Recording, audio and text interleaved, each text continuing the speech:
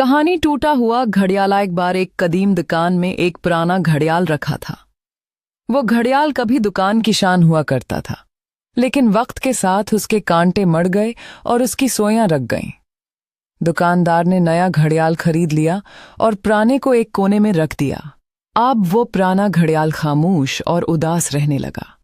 उसे लगता था कि उसकी कोई कीमत नहीं रही। एक दिन एक छोटा बच्चा दुकान में आया और पुराने घड़ियाल को गौर से देखने लगा। उसने दुकानदार से पूछा, ये क्यों नहीं चलता?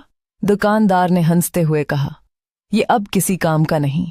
बच्चे ने कहा, लेकिन इसमें तो बहुत खूबसूरत आवाज थी, क्या हम उसे ठीक नहीं कर सकते? दुकानदार ने सोचा, क्यों ना कोशिश की जाए। उन्होंने घड़ी साज को बुलाया और कुछ दिनों बाद वो पुराना घड़ियाल दोबारा टिक टिक करने लगा। इसकी आवाज दुकान में गूंजने लगी और सबको एहसास हुआ कि वो घड़ियाल अब भी करामत था। कहानी का सबक कभी किसी को सिर्फ उसके दुखने या टूटने पर रुद्ध न करें, क्योंकि थोड़ी सी तोजा से वो दोबारा अपनी अहमियत वापस हासिल कर सकता है।